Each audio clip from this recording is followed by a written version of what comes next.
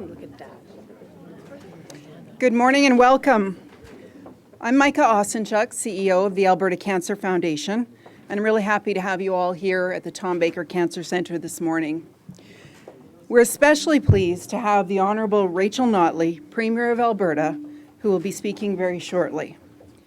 I'd also like to acknowledge in the audience today Angela Bain, who's the Chair of the Alberta Cancer Foundation, and Dr. Francois Belanger, Vice President and Medical Director, Central and Southern Alberta Region with Alberta Health Services. We're here in this lobby today that has a new look and feel to it. A few months ago, we started a project with patients and families to find out what would improve their care experience when they walk through these front doors. Based on their extensive feedback and with our donors' support, we revitalized the space that you're here in today. More and more, research is showing that the physical environment where treatment is received plays a part in the overall care experience. Some studies suggest that when you improve patient experience by providing a more positive healthcare environment, it is possible to positively impact patient outcomes. And this makes sense.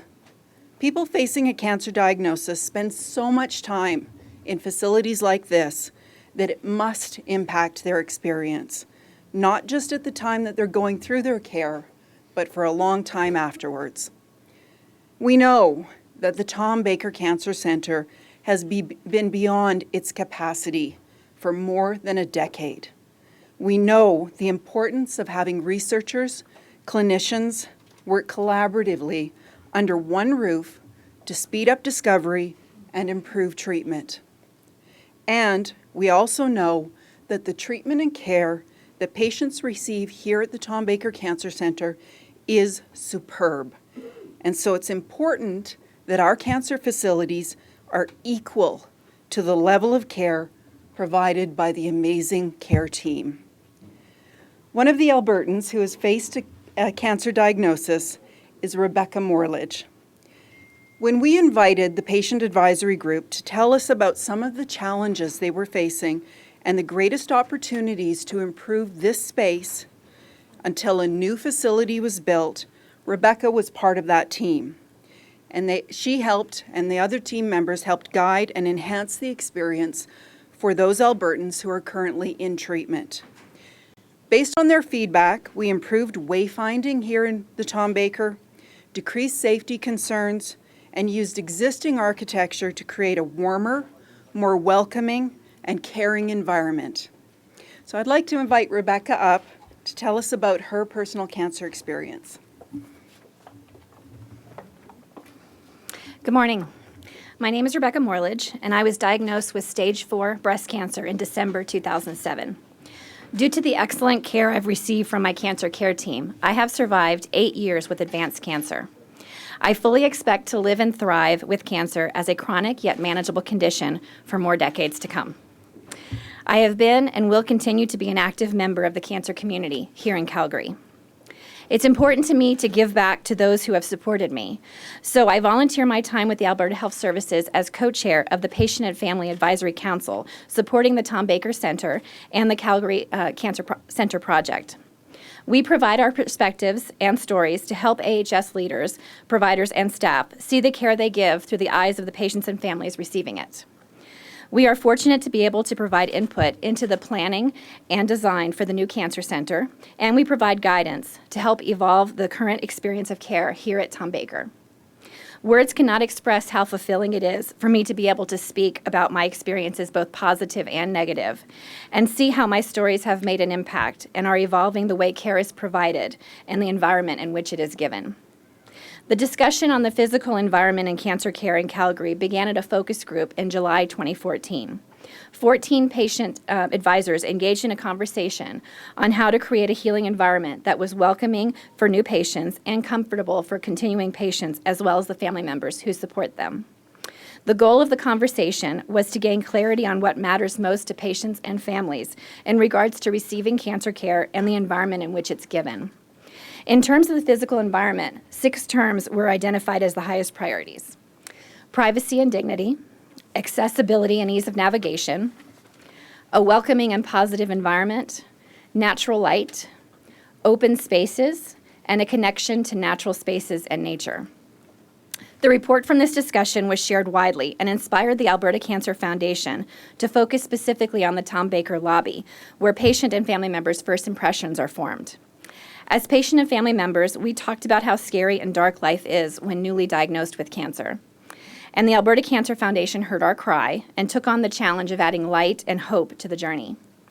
In November 2014, the Alberta Cancer Foundation hosted this focus group with architect and artist Chris Kelly. The focus group was more than just a conversation. As participants, we were able to engage in innovative ways through storytelling and art. One piece of feedback that stuck out for me was, if no one cares about this place, how are they going to care about me? The message that I took from the group resonated with my own experience, which is that the darkness of the lobby and the confusion of barrier walls of concrete and glass all add darkness and fear to the journey, but it didn't reflect the true healing that can take place here. The Alberta Cancer Foundation used our feedback and the artwork we created to design simple yet effective changes that would bring light and hope into this lobby. As a result of this excellent collaboration, we now have a lobby that gives messages of hope and provides a warm welcome to all who enter. The lobby is now beautiful, warm, and enlightening, and most importantly, it makes me smile. And there are still a few improvements to be made. I know that the staff here at Tom Baker work hard to provide excellent care and create a healing environment. It's wonderful to see that small and simple changes to the physical environment of the building can make a huge difference and add to the hard work of our caring staff. Through collaborations like this, our volunteer patient and family advisors get a chance to make a difference. And on behalf of the PFAC and all advisors who participated in the process, I want to thank Alberta Health Services, as well as Alberta Cancer Foundation and its donors, for hearing our stories and investing in this lobby. And speaking of investments, we are happy enough to come here and celebrate this new and improved lobby, but now I understand that we have an even bigger reason to celebrate. So on that note, I am extremely honored to introduce the Honourable Rachel Notley, Premier of Alberta. Premier Notley.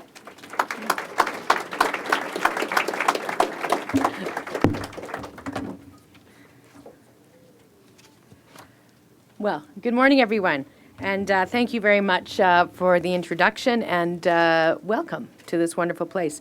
Before I start, let me begin by noting that we are standing on the traditional lands of Treaty 7 First Nations. We are also standing in a fabulous, bright, warm, and inviting, newly renovated Cancer Centre lobby that is a better reflection, as has been already talked about, of the wonderful care that is provided here. The Alberta Cancer Foundation has done a remarkable job, although they are quick to point out that it was the Patient Advisory Committee who suggested the changes, and it was Alberta donors who paid for them. The result of this partnership is to make coming through the doors of the Tom Baker Centre easier, safer, more inviting, and more hopeful for people with cancer and their families. Thank you so much. Today, we are also celebrating the result of another partnership, the partnership of patients, care providers, and advocates for new Calgary Cancer Centre. For many of the people here, today is the culmination of years of dedicated work, promotion, lobbying, and awareness building. Among them is Dan Halinda, the Alberta Northwest Territories Director for the Canadian Cancer Society and a cancer survivor. Dan lobbied for 13 years for this project, so thank you to Dan. And thank you to John Osler, the former chair of the Alberta Cancer Foundation, and also a cancer survivor, who spearheaded the Concerned Citizens for the Calgary Cancer Society, or for the Calgary Cancer Centre. John and his colleague, Heather Culbert, from the Concerned Citizens, are both here. We will hear from we have heard from cancer patient Rebecca Tiergarden-Morledge, another cancer survivor and an inspiration, who has walked through her pain to raise money for cancer research and patient assistance, and now is finding new ways to serve. For those advocates and for everyone they represent today, today is a great day. It is a great day for all the nurses and the nursing support who have long been dedicated to this project and most of all dedicated to the care of their patients. Today has been too long in the making, but now we are making it right.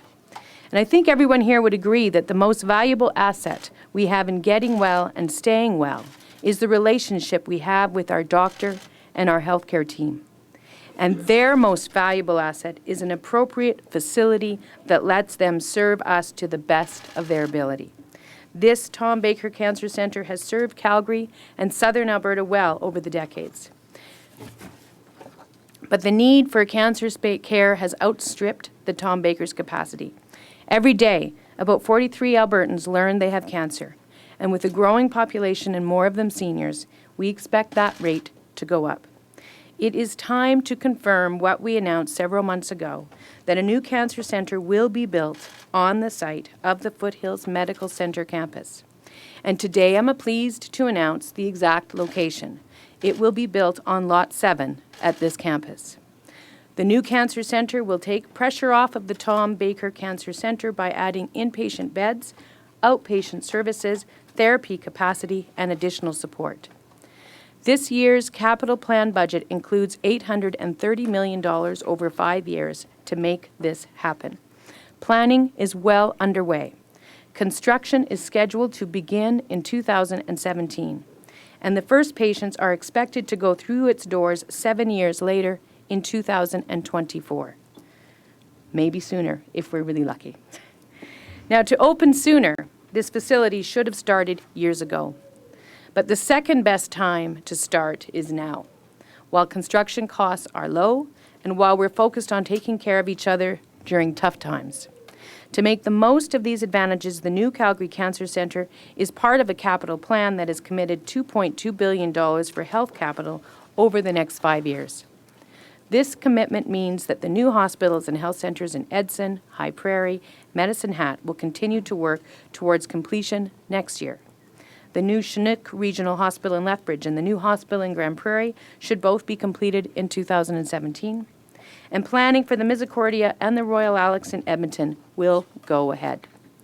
In short, our capital plan for health will build and improve health facilities across the province, so people have access to the right care in the right place when they need it. It is an investment in quality treatment and care for our most vulnerable, the sick, the injured, the newly born, and the still expecting. Access to and quality of care is a measure of our society, and Alberta cannot be found wanting. Yesterday, our new government tabled its first budget. This budget is realistic, and it is an economic plan for difficult economic times that will support stable public services, move us toward a balanced budget over time, and create jobs in a diversified economy. We made the choice to keep our promises of better health, better education, and other services for Albertans, even though it meant a larger deficit in the short term. And nowhere is a stable budget more essential than in healthcare. The people in our communities need access to expert and compassionate healthcare without a long wait in pain and suffering, and maybe waiting for treatment that comes too late. We will not balance the budget at the expense of Alberta's healthcare or its necessary infrastructure. Our capital plan will make sure that cancer patients in southern Alberta and all patients everywhere have the facilities that provide them with the care that they need. And finally, that includes a new leading-edge cancer centre right here at the Foothills.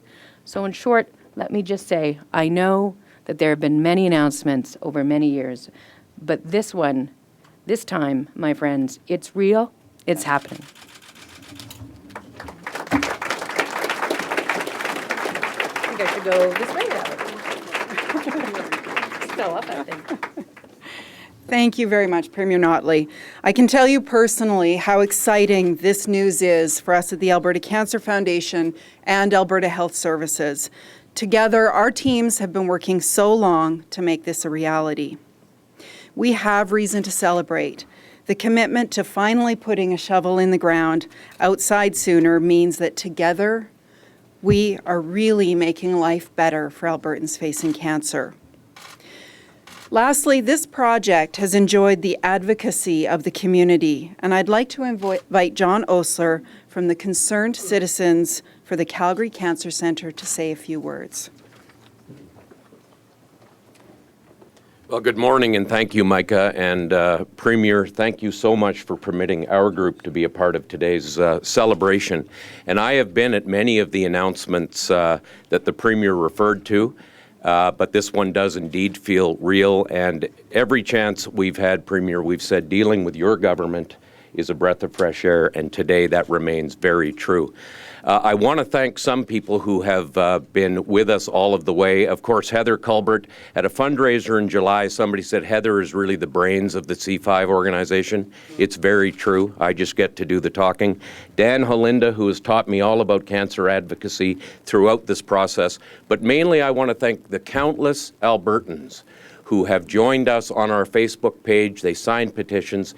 They came to our rallies, not because they were political, but because they cared about cancer patients and their families. And that's what this was all about. This is a great day. I'm delighted to be here. Premier, thank you and congratulations. Thank you, John. This will wrap up our new, our morning official program this morning. Just want to say lastly that thanks to our donors at the Alberta Cancer Foundation, the incredible care teams at Alberta Health Services, and the commitment of the Alberta government, when Albertans hear the words, "You have cancer," together we're able to offer three in return.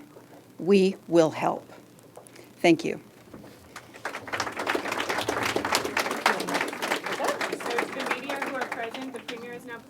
Questions from the podium. If you have questions that should be directed to another official, if you could just say that person's name and direct your question there.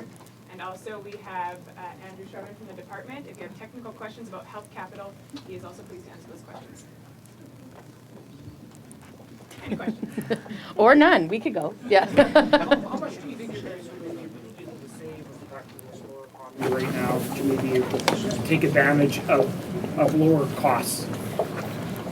You know, at this point, because we the tenders have not been finalized, I don't think we can really start sort of negotiating hypothetically. We certainly hope to be able to get some appropriate deals on behalf of all Albertans and taxpayers. But you know, that's up to officials to negotiate that going forward. But either way, we are going forward. Premier, you said yourself that there's been many announcements on this. What makes this one different? Well, we now have all the money that we need laid out for the next 5 years in the capital plan, and it's clearly laid out that we're going to be doing the appropriate planning and negotiation and site preparation and all that stuff that needs to be done, which is a little bit complex because the Foothills is an existing facility, and so that work will take, and it's been reasonably laid out and planned out until 2017, and then we have the money budgeted for the shovels in the ground to begin in 2017. So we've clearly laid out the money. We've given them a framework in terms of the time and the deliverables, and the decisions have been made. There will be no more dithering on this. It's just a question of getting started to work. Would we expect the $830 million to cover the full cost? The previous estimates said $1.3 billion. Absolutely not. No, the $830 million is the cost that will occur within the 5-year period, which our capital plan covers, and that's the real cost at this point. But we anticipate, of course, that there will be additional costs because, as I said, it's estimated to be completed in around 2023. So there'll be additional costs on the other end, but. We're aware of that and we're taking that into account. But it's not in the 5-year capital plan because that's not when it would be expended. So, Premier, what has changed from the health minister announcement in July saying that the Foothills site would be chosen, and she was hoping for 2020? What has pushed it back to 2023, 24?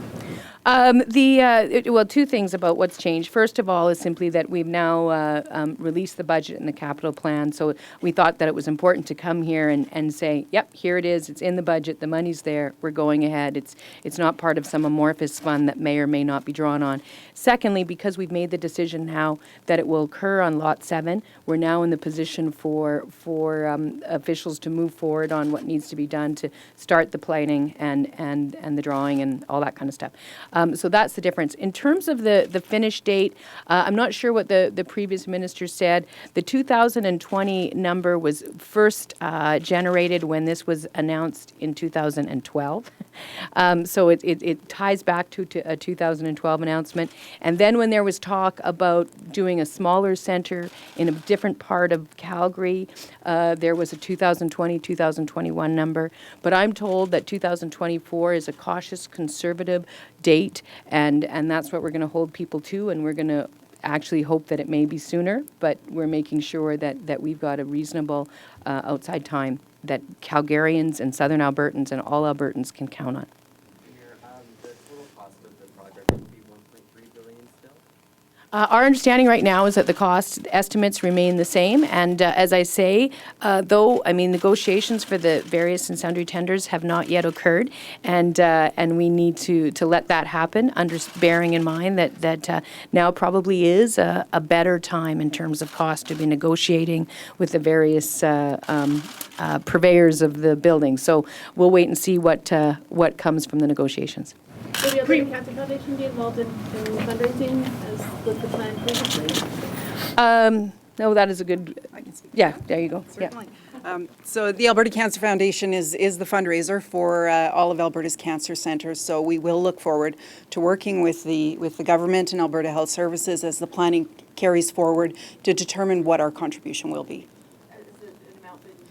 Not at this point, obviously, as the Premier has said. We're where we are today with the formal commitment to the dollars, and as that planning occurs, we will understand better what that commitment will need to be. Is there any idea of what kind of impact it'll have on services that are currently being offered here and at the rest of the hospital? Well, once we get a consolidated, integrated centre all on under one roof, the very fact is that the patient experience will improve beyond measure. It really is, you know, we've got $830 million dedicated, but the impact will be priceless for Albertans facing cancer. Right now, people in Calgary need to go to 4, 5, 6 different facilities, sometimes in a single day, to receive their treatment. So this will be extremely, extremely impactful to those patients.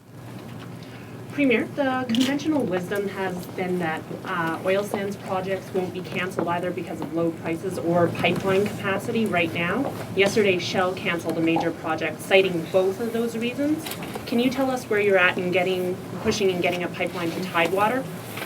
Well, you know, as I've said before, in terms of the issue of the pipeline, our view of how to get a pipeline to Tidewater is different than previous governments in that we believe we need to walk the talk somewhat in terms of our record on our contribution to climate change and environmental protection. So that's one of the things that we're working on. I also do have every intention, however, of continuing to work with colleagues across the country, and of course certainly to be advocating to the new government that we need to be moving forward on this. But you know, it's a partnership. There's a lot of different players, but it is definitely a priority for us. And but we think that we're more likely to be able to get it through the various stages if we do our part as an oil-producing jurisdiction in terms of contributing to greenhouse gas emission reductions and upstream effects, because that is one of the things that's a problem. That being said, we do intend to work very intentionally with pipeline advocates and the companies that are working for it to see what we can do to come up with some creative lobbying and advocating efforts to some of the key jurisdictions. And You mentioned the new government. Have you spoken to Mr. Trudeau on this issue yet? We've not spoken specifically on pipelines. We've just spoken generally on the fact that we have a broad range of issues in common, and some of my officials are reaching out to his to look at sort of when we can start working on that. But I'll be quite frank with you. Sometimes we have other things that drive our timelines, and COP is something that's happening internationally, and that's a deadline that we don't control. So what we need to do is make sure that we appear there and represent Alberta well and present a different view of our province to those leaders whose jurisdictions would be potential markets for our product. And so that's what we're going to focus on. I suspect that you'll find that that's the Prime Minister's immediate focus as well. And then we'll be talking about other things we can do to hasten pipeline access to Tidewater after we get back from COP. Premier, there's with the release of the budget yesterday, there was some criticism of it that the debt levels involved are unsustainable. Do you have any concern or that there could be an adjustment to Alberta's credit rating because of the debt levels that you're taking on? I think it's unlikely, but at the end of the day, I can't control what different bond rating agencies will do or say. But what I will say is that the fundamentals are very, very strong. Our plan laid out a plan to balance. It was a careful, moderate, conservative plan to get our operational budget to balance. In the meantime, our capital debt is limited through the Fiscal Management Act to 15% of GDP. And I think what people sometimes fail to understand is that the average percentage ratio to GDP across the country is 30%.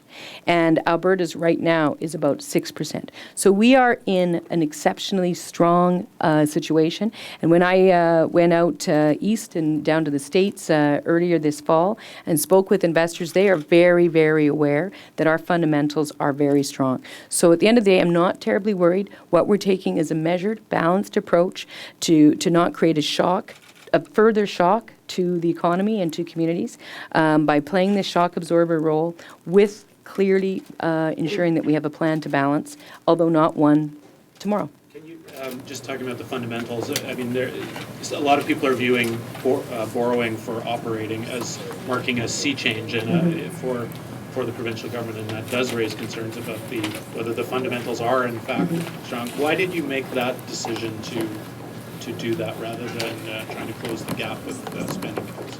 Because as I've said before, that I think it's the role of government when you're going through an exceptionally rocky economic time, and when you're on an exceptionally rocky and bumpy economic road, you need shock absorbers. It is not the role of the government to drive into the ditch to try and find a different path forward. So that's what we're doing. We're balancing. David Dodge, the former governor of the Bank of Canada, not only commented on the wisdom of our capital plan and the increase to our capital expenditure, but also indicated that there are occasions when borrowing for operating is the reasonable, balanced, thoughtful way to go, as long as you have a reasonable plan to get out of it. And we do. Our plan is not based on outrageous projections. It's not based on outrageous cuts. It's based on a clear understanding of what we can manage. What people sometimes fail to recall is that last spring, in the previous government's budget, not only did they plan to cut $1 billion or pull $1 billion out of expected increases out of healthcare this year, that their plans for the budget in the out years were massive reductions that never really forced much of a discussion. And so the only way that the government, any government, could plan to not have to borrow for operations for a couple of years would have been to make absolutely unprecedented cuts to our teachers, to our nurses, to our hospitals, to the very services that promote the resilience of our communities and the resilience and the ability of Albertans to come through this economic downturn. Premier Notley,